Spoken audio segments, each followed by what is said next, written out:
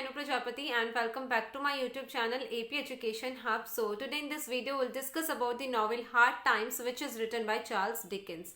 So आज इस video में डिस्कस करने वाले हैं हार्ड टाइम्स नॉवल के बारे में जिसको लिखा है चार्ल्स डिकेन ने. सो हम देख लेते हैं कि हम इस नॉवल के बारे में क्या क्या चीज़ें डिस्कस करने वाले हैं. So we'll discuss about introduction to the novelist Charles Dickens. Then we'll discuss about introduction to this novel Hard Times. After that we'll discuss about the list of characters. Then we'll discuss about the plot summary and then themes and symbols. So ये सारे topics आज इस video में discuss करने वाले हैं. So without any further delay, let's discuss about introduction to the novelist Charles Dickens. So guys, here is the introduction to the novelist. Charles Dickens born in 1812 in Kent. So जो Charles Dickens है उनका जन्म 1812 में cantt में हुआ and his father was a clerk. और जो इनके फादर थे वो बैंक में क्लर्क थे. Ran into debts which landed him in prison. So उनके जो फादर थे मतलब वो घाटे में जाते गए, मतलब डेब्ट्स मतलब उन्होंने पैसा ले लिया, लोन ले लिया और उसके बाद बहुत ज़्यादा वो पैसा बढ़ गया जिसके बाद कि चार्ल्स डिकेंस के फादर को जेल भेज दिया गया. Then Charles Dickens worked in a shoe polish warehouse to support family when he was just 12.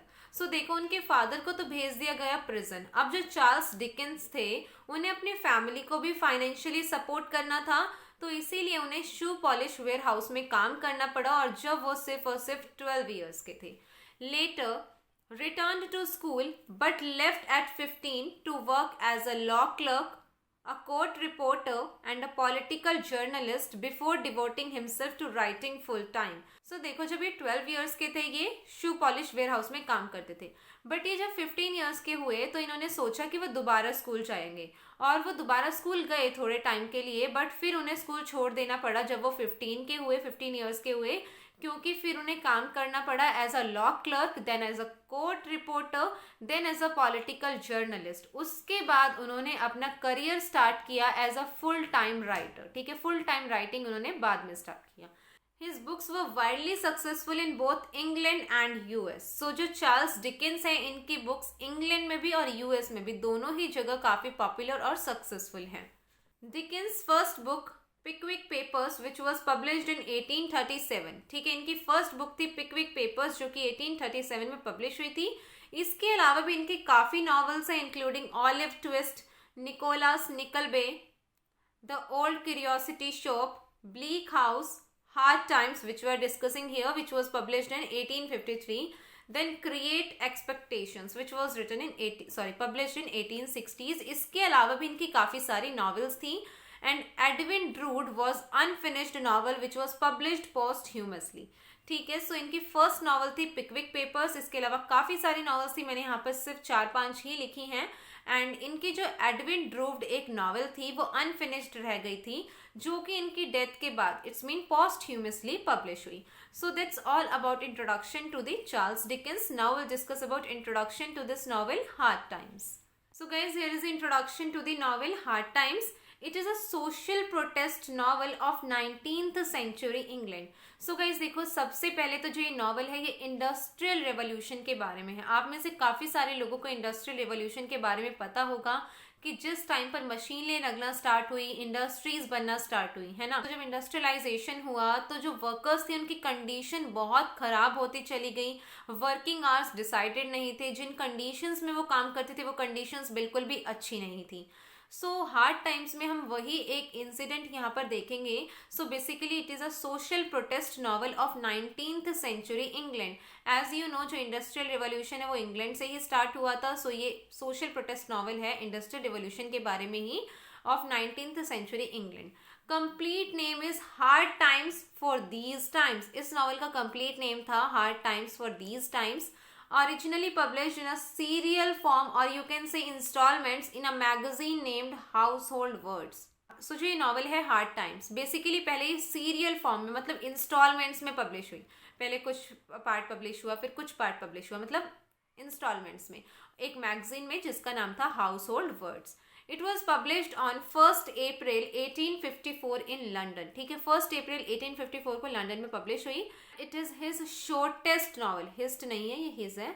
So it is Charles Dickens shortest novel. सबसे छोटी नॉवल ये है हार्ड टाइम्स चार्ल्स डिकेन की. Hard times is considered as a revision of an earlier work और novella Chimes, ठीक है। तो hard time जो है इसे कंसीडर किया जाता है कि जो अर्लियर नॉवेला थी, अर्लियर नॉवेल और वर्क था चाइम्स, उसी का ही एक रिवीजन है। बेसिकली जो इस नॉवल का जेनरा है वो विक्टोरियन जेनरा है and it is realistic novel. Obviously realistic novel है, इंडस्ट्रियल रिवोल्यूशन पर बेस्ड है and we can also say it is a kind of satire, क्योंकि यहाँ पर इंडस्ट्रियल रिवोल्यूशन की जो बैड चीजें थी, evil side of industrial revolution is shown here, so it is a kind of satire as well. Not only the working class have a hard times in the novel but other classes as well. So देखो sir, working classes ही hard times से नहीं गुजरी, बल्कि और जो classes थी उनके लिए भी ये टाइम किस तरीके से hard time था। And this novel takes place in 3 parts after a biblical verse. So देखो biblical verse है ये, sowing, रीपिंग एंड गार्नरिंग, कि मतलब जैसा बोगे वैसा ही हमें काटना पड़ेगा, हिंदी में हम ऐसा कह देते हैं। सो बेसिकली बिब्लिकल वर्स है सोइंग, की पहले बोते हैं, फिर रीपिंग, हम उसकी केयर करते हैं, रीप करते हैं, एंड देन गार्नरिंग। सो उस बिब्लिकल वर्स पे ये नॉवल प्लेस करती है, 3 पार्ट्स में डिवाइड है। It satirises English society and social economic life of its contemporary world और लाइफ। सो देखो ये इंग्लिश सोसाइटी और उसकी सोशल इकोनॉमिक जो कंडीशन है, जो उसकी सोशल इकोनॉमिक लाइफ है, उसको सटायराइज कर रही है, उसकी कंटेम्प्ररी लाइफ को सटायराइज कर रही है। And this novel takes place in the fictional American town in northern England called कोक टाउन। फिक्शनल टाउन मतलब उस टाउन की कोई एग्जिस्टेंस नहीं है, जो हमारे प्ले राइट हैं वो अपनी खुद की क्रिएशन से टाउन क्रिएट किया है, फिक्शनल टाउन उन्होंने क्रिएट किया and that town named is Coke town. और ये जो टाउन है नॉर्दर्न इंग्लैंड में है, फिक्शनल टाउन है, हमारे जो प्ले राइट है उनकी खुद की creation. Partially modelled on Manchester, yes, जो ये फिक्शनल अमेरिकन टाउन है कोक टाउन, इसे हम कह सकते हैं that it was partially modelled on Manchester. And this novel suggest 19th century England turning into factory machine. Obviously ये नॉवल क्या सजेस्ट कर रही है कि जो 19th सेंचुरी का इंग्लैंड था वो किस तरीके से फैक्ट्री मशीन में टर्न होता, कन्वर्ट होता चला गया। Middle class is concern with making money. जो मिडिल क्लास थी, अब फैक्ट्रीज लगनी स्टार्ट हो गई हैं, दे थॉट कि अगर वो बाहर जाकर काम करेंगे वो इंडिपेंडेंट हो पाएंगे। सो मिडिल क्लास जो लोग थे उन्होंने सोचा कि अब हमें पैसा कमाने का एक मौका मिल गया, so they concern with making money. The novel is best known for the state of trade unions and exploitation of the working class by the capitalist elites. So देखो गाइस, ये नॉवल बेसिकली किस लिए जानी चाहती है कि इन्होंने trade unions बनाई अपने जो फैक्ट्री ऑनर्स थे उनके अगेंस्ट में, क्योंकि उनकी कंडीशंस अच्छी नहीं थी, वर्किंग कंडीशंस, या फिर जो उनसे काम कराया जाता था, वर्किंग आवर डिसाइड नहीं थे, उनके साथ बुरा बिहेव किया जाता था। Exploitation of working class by capitalist elites, yes, जो वर्किंग क्लास थे उनके साथ किस तरीके से जो कैपिटलिस्ट एलिट्स लोग थे एक एक्सप्लॉयटेशन वाला बिहेव करते थे। Even if it is not Dickens' most popular work, it is still an important expression of the values he thought were fundamental to human existence. Yes, देखो ये जो नॉवल है ये चार्ल्स डिकेंस की one of the best famous novel है, but अगर ये most popular novel नहीं भी होती तो भी इस नॉवल में जो वैल्यूज़ बताई गई हैं वो वैल्यूज़ बहुत इम्पॉर्टेंट है ह्यूमन एग्जिस्टेंस के लिए, वो वैल्यूज़ फंडामेंटल है। सो बेशक से ये नॉवल पॉपुलर ना होती बट उसकी वैल्यूज़ तो फंडामेंटल है ही ह्यूमन एग्जिस्टेंस के लिए, तो वो वैल्यूज़ तो कहीं ना कहीं फेमस होनी ही थी। But we know that it is one of the best known novels of Charles Dickens. So that's all about introduction to this novel. Now we'll discuss about the list of characters. So guys, here is a list of characters and first character we have is Thomas Gradgrind. Thomas Gradgrind is a school superintendent, promotes an education based on facts alone. So जो ये Thomas ग्रेडग्रिंड है ये एक school superintendent है और ये जो education promote करते हैं ये मानते हैं कि सिर्फ फैक्ट बेस्ड एजुकेशन ही इम्पॉर्टेंट है। Where no talk of imagination and emotions. ये मानते हैं कि सिर्फ फैक्ट बेस्ड एजुकेशन नेसेसरी है, इमेजिनेशन और इमोशन की कोई ज़रूरत नहीं है। Later he becomes member of parliament. So basically Thomas Gradgrind is a school teacher, school superintendent, जो कि बच्चों को पढ़ाते हैं और इनके पढ़ाने का तरीका है कि फैक्ट बेस्ड एजुकेशन होनी चाहिए, इमोशन और इमेजिनेशन की कोई उसमें जगह नहीं है। Then next character is Mrs. Gradgrind. Mrs Gradgrind is wife of Thomas Gradgrind, ठीक है, थॉमस ग्रेडग्राइंड की वाइफ है ये। Next character is Louisa Gradgrind. Louisa Gradgrind is Mr Gradgrind's eldest daughter, ठीक है, थॉमस ग्रेडग्राइंड की सबसे बड़ी बेटी है Louisa, could be said to be the protagonist, ठीक है, इन्हें हम प्रोटैगनिस्ट भी कह सकते हैं। Resents the education of facts which she finds unenjoyable, so ये एजुकेशन ऑफ फैक्ट्स को बाद में जब इनकी शादी हो जाती है उसके बाद ये रियलाइज करती है कि फैक्ट्स बेस्ड एजुकेशन बिल्कुल भी अच्छी नहीं है और ये इस एजुकेशन को बहुत अनएंजॉयबल फील करती हैं। जो हम समरी में भी देखेंगे, next character is Thomas Gradgrind junior, जिसे कि टॉम कहा गया है। So Thomas Gradgrind junior is Tom second Gradgrind child, ठीक है। ग्रेडग्राइंड की पहली बेटी है लुइजा, दूसरा बेटा है इनका Tom. His character is deformed by his education of facts. Yes, जो इनका टॉम का जो कैरेक्टर है वो किस लिए डिफॉर्म हुआ, क्योंकि उनके अंदर कोई इमोशंस नहीं है। जब इंसान के अंदर इमोशंस नहीं होंगे तो वो एक तरीके का पत्थर बन जाएगा, उसके अंदर कोई फीलिंग्स नहीं है, कोई इमोशंस नहीं है। सो फैक्ट्स बेस्ड एजुकेशन ने टॉम के कैरेक्टर को एक तरीके से पूरा खराब कर दिया और बाद में जाकर किस तरीके से वो चोरी करता है और फिर बाद में एट लास्ट मर जाता है, वो हम समरी में देखेंगे। Next character is Jane Gradgrind, youngest sister, ठीक है। तो मिस्टर एंड मिसेस ग्रेडग्राइंड के 3 बच्चे हैं, लुइजा जो सबसे बड़ी है, टॉम सेकंड नंबर का और थर्ड बेटी है जेन, जो कि सिर्फ लास्ट चैप्टर में अपीयर होती है नॉवेल में। Next character is Josiah Bounderby, pompous, arrogant, successful factory owner. So Josiah Bounderby जो है वो पॉम्पियस, एरोगेंट, प्राउडी है, बहुत ज्यादा कंसीटेड उनका बिहेवियर है, कंसीटेड है, एरोगेंट है, and he is a successful factory owner, ठीक है। वो फैक्ट्री ऑनर है, constantly boast about how is a self made man, हर वक्त यही गाथा गाते हैं कि किस तरीके से मैं सेल्फ मेड मैन हूँ, खुद मेहनत करके अपने पैरों पर खड़ा हुआ हूँ, मैंने बहुत हार्ड वर्क किया है, यही गाथा गाते हैं। गुड फ्रेंड विद मिस्टर ग्रेडग्राइंड, ठीक है, मिस्टर ग्रेडग्राइंड के वो काफी अच्छे दोस्त हैं। Lives with elderly widow Mrs. Sparsit until he marries Louisa Gradgrind. So Hosea Bounderby जो है वो एक सक्सेसफुल फैक्ट्री ऑनर है और मिस्टर ग्रेडग्राइंड के काफी अच्छे दोस्त भी हैं। और ये बॉन्डरबे जो है वो शादी से पहले, मतलब इनकी शादी होती है लुइजा ग्रेडग्राइंड से, उनसे शादी होने से पहले जो बॉन्डरबे है वो एक विडो के साथ रहते हैं, Mrs Sparsit. Then next character is James Harthouse, young wealthy London gentleman when he sees Louisa tries to seduce her. So James Harthouse जो है वो एक young wealthy London का gentleman है और वो लुइजा को जब देखता है तो उसे लुइजा बड़ी पसंद आती है and he tries to seduce her, और वो उसे seduce करने की कोशिश भी करता है। Then next character is Cecilia Zoop, Sissy, ठीक है। नेक्स्ट कैरेक्टर कौन है? सिसिलिया जूप, जिसका नाम सिसी है, डॉटर ऑफ सर्कस परफॉर्मर, ठीक है, सर्कस परफॉर्मर की बेटी है जिसका नाम है सिग्नोर ज्यूप। सो सिग्नोर ज्यूप की बेटी है सिसिलिया ज्यूप, जिसे सिसी कहा गया है। Background is lowest but her imagination and her heart are the highest. बेशक से वो लोएस्ट बैकग्राउंड से बिलोंग करती हैं, बट उनकी इमेजिनेशन और जो उनका दिल है, जो उनके इमोशंस हैं, वो हाईएस्ट हैं। अडॉप्टेड बाय ग्रेडग्राइंड, सो ग्रेडग्राइंड इन्हें अडॉप्ट कर लेते हैं और अपने बच्चों के साथ ही सिसी को भी पढ़ाना स्टार्ट कर देते हैं।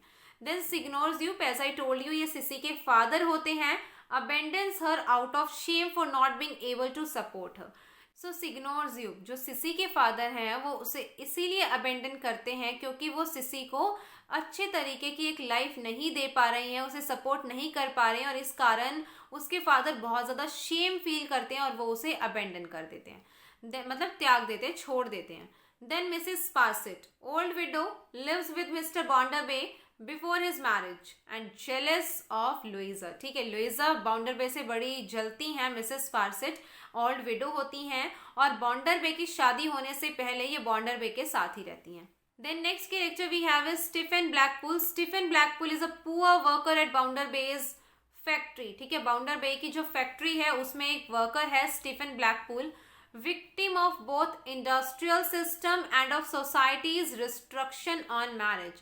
So स्टीफन जो है वो एक विक्टिम है इंडस्ट्रियल सिस्टम का भी और सोसाइटी की रिस्ट्रक्शंस का भी। जो सोसाइटी है उसकी रिस्ट्रक्शन है शादी पर कि एक शादी हो गई है तो दूसरी शादी डिवोर्स के बिना नहीं कर सकते, इस तरीके का कोई सीन होगा।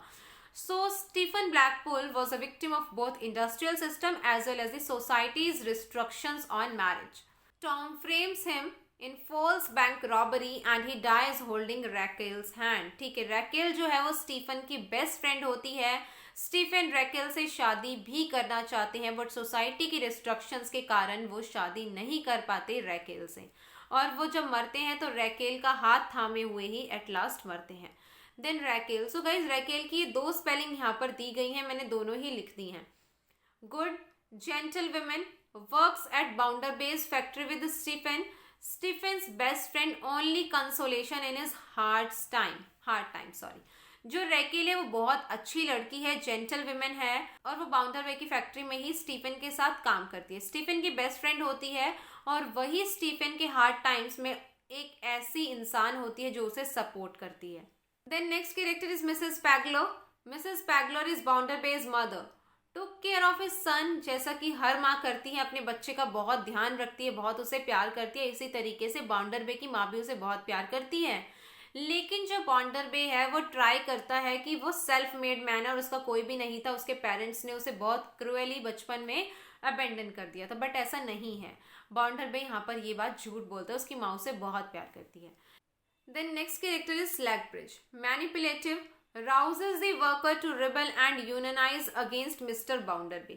So Slackbridge जो है वो मैनिपुलेटिव है, काफ़ी अपनी बातों में ले लेते हैं और वो एक यूनियन बनाते हैं मिस्टर बाउंडरबे के अगेंस्ट में। वर्कर्स को इकट्ठा कर लेते हैं और कहते हैं कि रिबेल करो बाउंडरबे के अगेंस्ट में। Then Mr Sleary, proprietor of the circus, good hearted man, ठीक है, सर्कस से रिलेटेड ये एक बंदा है और अच्छे दिल का है। Then next character is Mr Kidderminster, a circus performer. Kidderminster जो है वो एक सर्कस परफॉर्मर होता है। So these are the characters. Now will discuss about the plot summary, और समरी को ध्यान से समझना, ठीक है। This novel begins with Mr. Thomas Gradgrind lecturing a room full of school children teaches importance of facts. तो guys ये play start किस तरीके से होता है? स्कूल में जो मिस्टर थॉमस ग्रेडग्राइंड है वो बच्चों को लेक्चर दे रहे हैं, पढ़ा रहे हैं, और क्या पढ़ा रहे हैं? इम्पोर्टेंस ऑफ फैक्ट्स, की फैक्ट्स की लाइफ में क्या इंपॉर्टेंस है। And he believes facts not imagination और emotion is the key to a good education. वो क्या मानते हैं कि एक गुड एजुकेशन सिर्फ और सिर्फ फैक्ट्स पर बेस्ड होनी चाहिए, ना कि इमेजिनेशंस और इमोशंस पर। वो मानते हैं कि गुड एजुकेशन में फैक्ट्स इन्वॉल्व होने चाहिए, इमेजिनेशन और इमोशन की कोई जगह नहीं होनी चाहिए। He educates all the children of the school and his own children Tom and Louisa based on this ideology. Sorry, यहाँ पर this आना था। थॉमस ग्रेडग्राइंड है वो स्कूल के सभी बच्चों को और अपने बच्चों को भी इसी आइडियोलॉजी पर पढ़ाते हैं, that fixed based education is necessary and there is no place for emotion and imagination. His worst student Sissy Jupe, abandoned by her father, then Mr. Gradgrind adopted her and educated her along with his children. So देखो guys, जो Thomas ग्रेडग्राइंड है उन्हीं के पास पढ़ती थी cc ज्यूप, जो मैंने आपको अभी ऊपर बताया एक सर्कस परफॉर्मर की बेटी होती है सिसी ज्यूप, और इसके फादर इसे अबेंडन कर देते हैं। और सिसी ज्यूप जो है वो फैक्ट्स ऑफ एजुकेशन में बिल्कुल भी अच्छी नहीं होती है, फैक्ट्स बेस्ड एजुकेशन में बिल्कुल भी अच्छी नहीं होती है, और उसके फादर जब उसे अबेंडन कर देते हैं तो थॉमस ग्रेडग्राइंड जो है वो सिसी को अडॉप्ट कर लेते हैं और अपने ही बच्चों के साथ उसे रखते हैं और पढ़ाते हैं। As their heart and imagination have been utterly neglected, Louisa and Tom grow into deformed human beings inwardly. So guys देखो, इनको जो पढ़ाया गया है वो फैक्ट्स बेस्ड एजुकेशन है, हार्ट की इमेजिनेशन की कोई बात नहीं करता। Heart and imagination have been utterly neglected. So इस कारण जो लुइजा और टॉम है उनके अंदर का जो इंसान है कह सकते हो खत्म हो चुका है। बिकॉज इंसान कब है? जब उसके अंदर इमोशंस है। सो अगर इमोशंस ही नहीं है तो अंदर का जो इंसान है, लुइजा और टॉम के अंदर का जो इंसान है वो एक तरीके से डिफॉर्म हो चुका है, खत्म हो चुका है inwardly. They don't know how to love or nor how to be happy. They realize there is something wrong with the way they are living their lives. उन्हें नहीं पता है प्यार कैसे करे, कैसे ना करे, खुश कैसे रहे, कैसे ना रहे। कुछ चीज़ वो रियलाइज नहीं कर पा रही हैं। सिर्फ एक चीज़ वो फील कर पा रही हैं कि कुछ तो गलत हो रहा है, जिस तरीके की वो लाइफ जी रही हैं इस लाइफ में कुछ तो गड़बड़ है, ये चीज वो फील कर पा रही हैं। देखो, why they don't know how to love और nor how to be happy, because they don't have emotions anymore. उनके अंदर कोई इमोशंस बचे ही नहीं हैं, सब इमोशंस खत्म कर दिए गए हैं। At Mr Gradgrind's request, Louisa marries his older friend Mr Josiah Bounderby, manufacturer in Coketown. So अपने फादर की रिक्वेस्ट पर जो लुइजा है वो शादी कर लेती है हॉजिया बाउंडरबे से, जो कि एक मैन्युफैक्चरर है कोकटाउन में। Coketown is a fictional town. She agrees to marry Bounderby not because she loves him, but she thinks it will help her brother Tom, apprenticed to Mr. Bounderby. वो मिस्टर बॉन्डरबे से इसलिए शादी नहीं करती क्योंकि वो उससे प्यार करती है, वो इसलिए शादी करती है कि अगर वो बॉन्डरबे से शादी करेगी तो उसके ब्रदर टॉम को फायदा मिलेगा. She only cares for one person and that person is Tom. जो लुइजा है उसे सिर्फ एक पर्सन के लिए फीलिंग है, एक पर्सन के लिए इमोशन है, and that person is Tom. Now both Tom and Louisa lives with Mr. Bonderby and Sissy stays back with Mr. and Mrs. Gradgrind and Jane Gradgrind. So Louisa की शादी हो गई है होजिया बॉन्डरबे से. So Luisa को जाना पड़ता है बॉन्डरबे के साथ और साथ साथ टॉम भी उन्हीं के साथ रहने लग जाता है.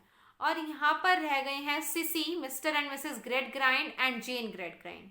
Mr. Bonderby's factory workers, known as hands, live under his rule, not happy. So Mr. Bonderby के जो फैक्ट्री वर्कर्स हैं उन्हें क्या कहा गया है? हैंड्स. बिकॉज वो काम करवाते हैं उनसे और इतना काम करवाते हैं कि चैन की सांस नहीं ले पाते वर्कर्स. और जो इनके वर्कर्स है इनके रूल के अंडर बिल्कुल भी खुश नहीं है.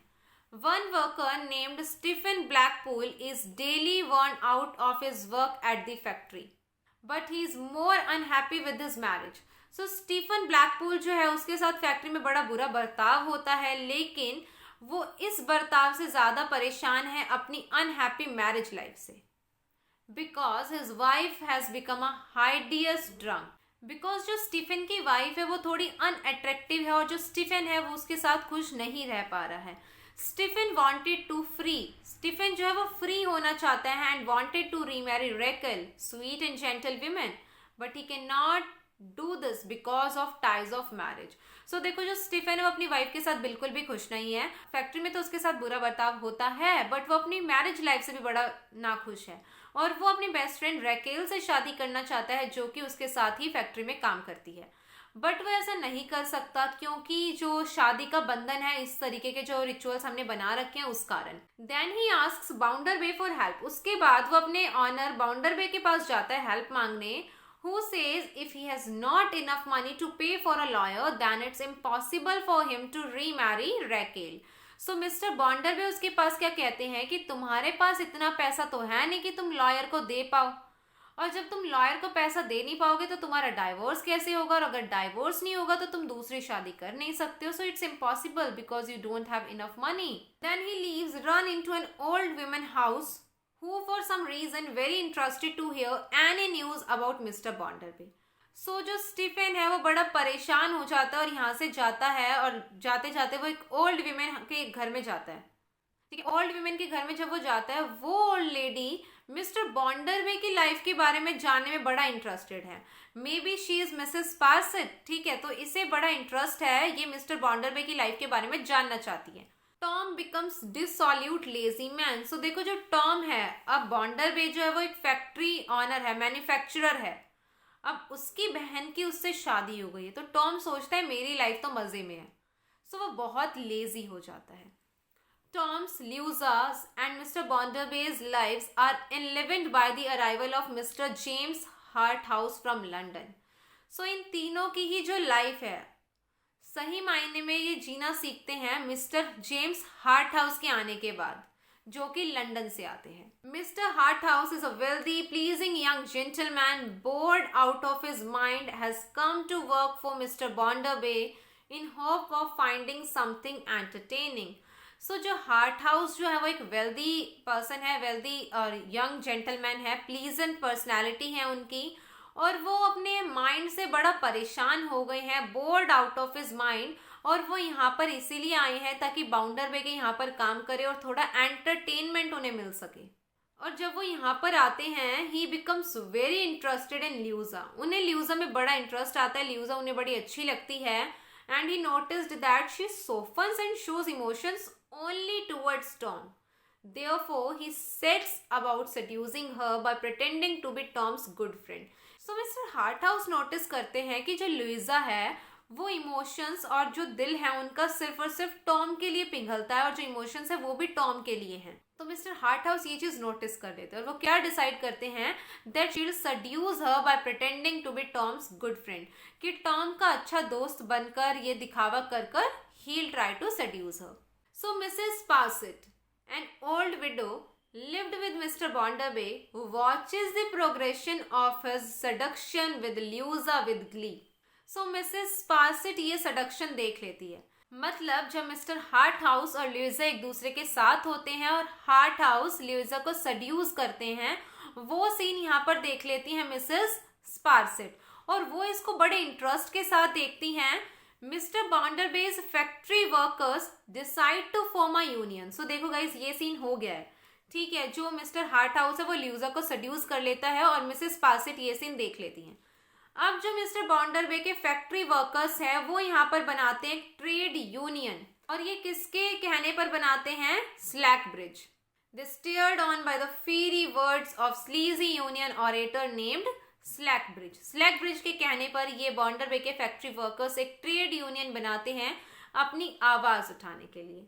Stephen presents at the meeting but he can not join. जो स्टीफन है वो भी जब ये ट्रेड यूनियन की मीटिंग हो रही होती है वहां पर होते हैं, बट वो ये ट्रेड यूनियन को ज्वाइन नहीं कर पाते, नहीं कर सकते फॉर सम रीजंस. सो बॉन्डरबे को ये बात पता लग जाती है कि स्टीफन भी वहां पर था.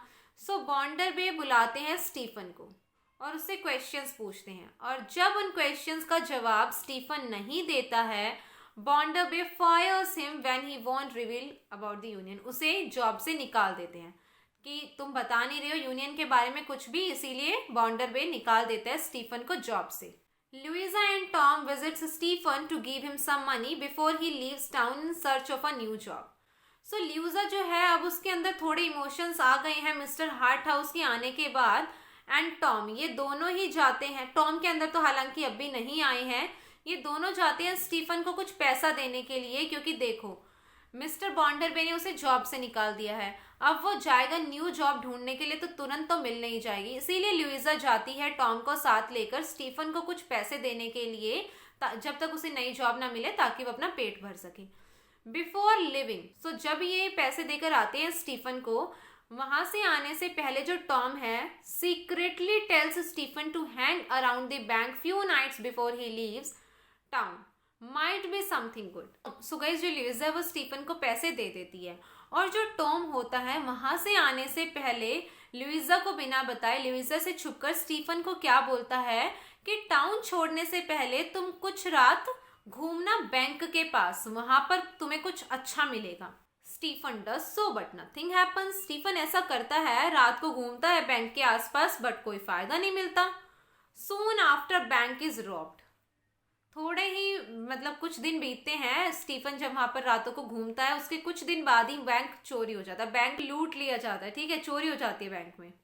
Stephen is main suspect because of his suspicious activity. Stephen पर शक जाता है क्योंकि वो कई रातों से बैंक के आसपास घूम रहा था. सो मेन सस्पेक्ट कौन है? स्टीफन है. One night Louisa is alone at home. Harthouse finds her, passionately declares his love for her and begs her to elope with him. So एक रात को क्या होता है, ल्यूइजा घर में अकेली होती है, ना उसका हस्बैंड होता है, मिस्टर बॉन्डरबे कोई भी नहीं होता है. सो वहां पर हार्ट हाउस आ जाता है, और हार्ट हाउस वहां पर आकर ल्यूइजा को बोलता है कि मैं तुमसे प्यार करता हूँ. इट्स मीन वो अपना जो भी प्यार है उसके सामने डिक्लेयर कर देता है, और ल्यूइजा को बोलता है कि मेरे साथ भाग चलो.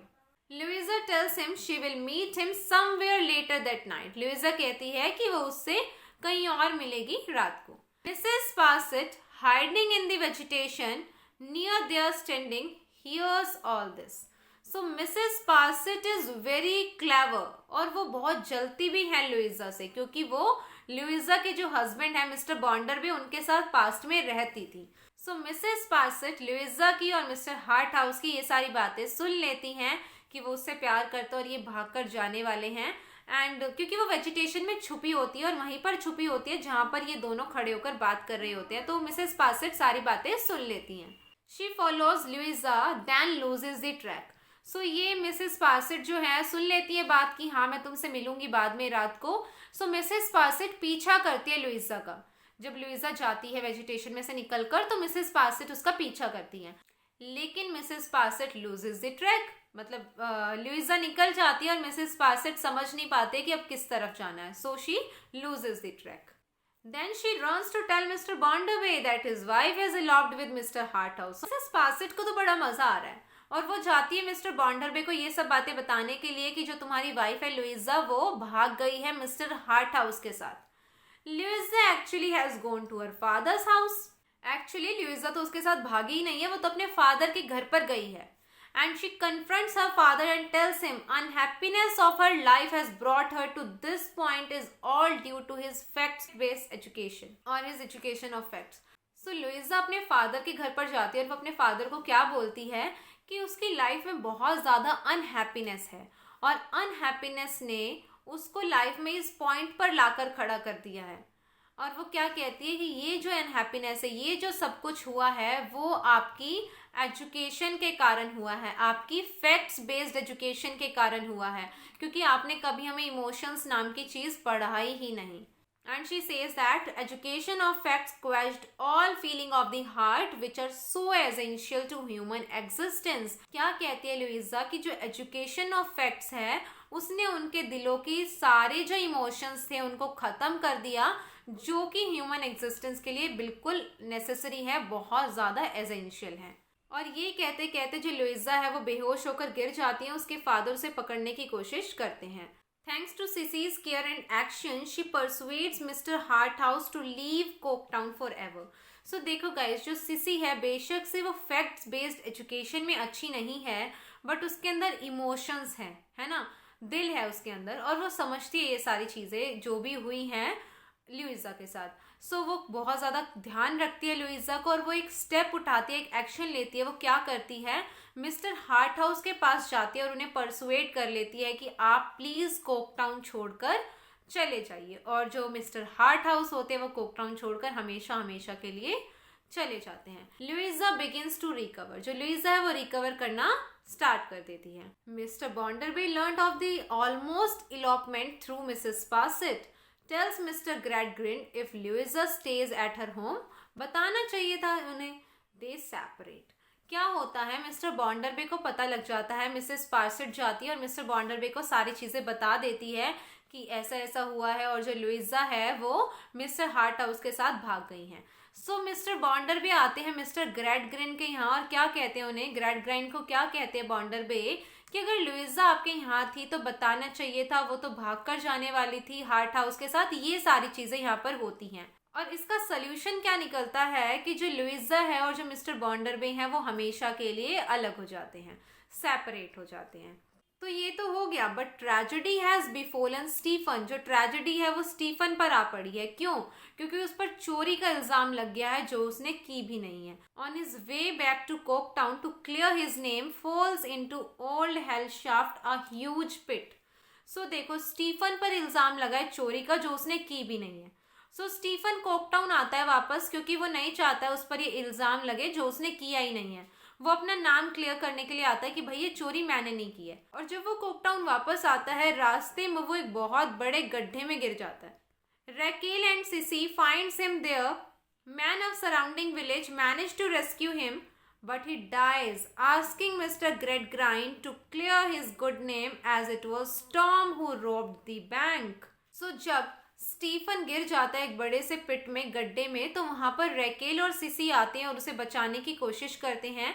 साथ साथ जो उस गांव के लोग होते हैं वो भी उसको रेस्क्यू करते हैं, बट जब वो निकालते हैं स्टीफन को उस गड्ढे से बाहर तो वो मर जाता है। और वो मरते मरते क्या कहता है मिस्टर ग्रैडग्राइंड को कि मैंने ये चोरी नहीं की है, मेरे नाम पे से ये इल्ज़ाम हटवा देना प्लीज़, और जो चोरी है वो तो टॉम ने की है। Sissy saves the day again, tells Tom to hide with old circus company. So Sissy है वो बहुत समझदार है। अब उसे पता लगा कि चोरी टॉम ने की है और वो नहीं चाहती कि टॉम को सजा मिले, तो वो टॉम को कहती है कि जाओ ओल्ड सर्कस कंपनी में जाकर छुप जाओ। From there Mr Gradgrind and Louisa plan to slip him out of the country. और मिस्टर ग्रेडग्रीन और लुइजा प्लान बनाते हैं कि सर्कस कंपनी में से वो उसे कंट्री से बाहर निकलवा देंगे। मतलब वो एक ये प्लान बनाते हैं कि टॉम को कंट्री से बाहर भेजना है। So one of Mr Gradgrind's old pupil Bitzer, brainwashed with his facts of education, almost prevents his escape, but cunning circus master manage and he escapes to another country. सो देखो, great grind का ही एक student होता है बिट्जर। अब ये facts based education से पढ़ा है, उसे बताया गया है education of facts, education of facts, education of facts.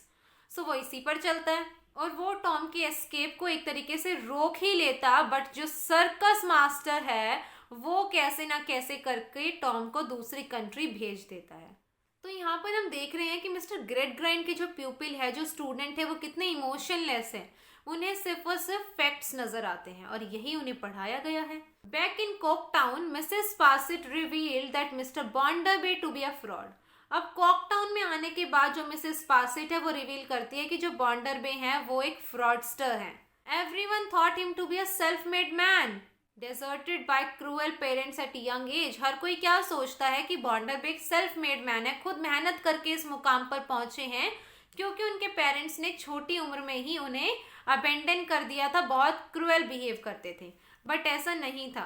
Then Mrs Sparsit dragged his respectable and kind mother to the public eye. क्योंकि देखो, मिस्टर बॉन्डरबे के साथ ऐसा कुछ हुआ ही नहीं था, उन्होंने सब झूठ बोल रखा था।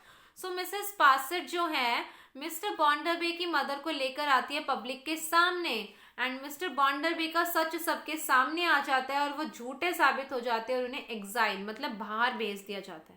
Now here mister great grind learned a lesson. यहाँ पर मिस्टर ग्रेट ग्राइंड को एक सबक मिला है and he devotes the rest of his life to faith, hope and charity instead of facts. तो ग्रेट ग्राइंड को एक सबक मिला कि हमें हमेशा फैक्ट्स पर ही नहीं जाना चाहिए और उन्हें ये सबक मिलने के बाद वो डिसाइड करते हैं कि वो अपनी लाइफ फेथ, होप और चैरिटी में डिवोट करेंगे। Louisa doesn't remarry, finds happiness in helping Sissy's care for her own children.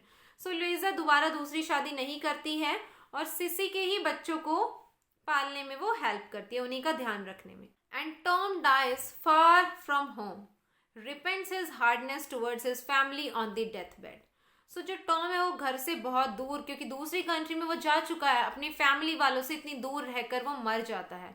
और जब वो डेथ बेड पर मतलब जिंदगी की आखिरी टाइम पर जब होता है, वो बहुत पछताता है कि उसने अपनी फैमिली के साथ क्या किया है। सो इस तरीके से जो ये हार्ड टाइम्स नॉवल है एंड हो जाती है। हमने देखा कि हमें हमेशा फैक्ट्स पर ही नहीं रहना चाहिए, एक इंसान के अंदर इमोशंस होना भी एसेंशियल है। इंडस्ट्रियल रिवॉल्यूशन के टाइम पर क्या सीन था, हम फैक्ट्स पर, और जो वर्कर्स हैं उनके साथ ऐसी कंडीशंस होती थी, वर्किंग कंडीशंस बहुत ख़राब होती थी, पूरे पूरे दिन काम कराया जाता था। फैक्ट्रीज के पास में ही उनके लिए स्लम्स टाइप घर बना दिए थे कि घर से निकलो फैक्ट्री, फैक्ट्री से निकलो घर, एक तरीके से उनकी लाइफ को बांध दिया था। तो हमें इमोशंस भी होने चाहिए, हमारे अंदर इमोशंस का होना भी बहुत नेसेसरी है। So that's all about this novel. Now we'll discuss about the themes. So if we talk about themes, then first theme is industrialization and its evil. Obviously industrial revolution के evil phase को यहाँ दिखाया गया है. Then femininity. Femininity is also important theme. Unhappy marriage जो Stephen के case में होती है, रैकेल से शादी करना चाहता है.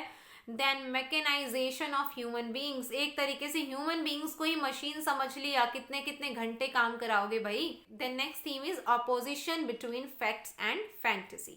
So these are the themes. इसके अलावा भी आपको कोई और थीम्स मिल सकती हैं. And if we talk about symbols, then first symbol is smoke serpent. Smoke serpent से धुआं निकलता है एंड दैट स्मोक, दैट धुआं symbolizes the industrialization. Then Pegasus, circus entertainment. Yes, this symbolizes the entertainment. So guys, this was the complete explanation of the novel Hard Times. और इसके बाद भी if you guys are having any doubt या अगर आप चाहते हैं कि हम किसी और novel short story के बारे में डिस्कस करना चाहिए, then do let me know in the comment box. Also, you can contact me on Instagram, Facebook page and WhatsApp. I'll give the link of all the three in the description box. So do follow me on Instagram and also on my Facebook page. और अगर ये video पसंद आई हो तो इस video को like करें, comment करके बताएं कैसी लगी, अपने फ्रेंड्स के साथ जरूर शेयर करें. And do subscribe to my channel. मिलते हैं नेक्स्ट वीडियो में. Thank you.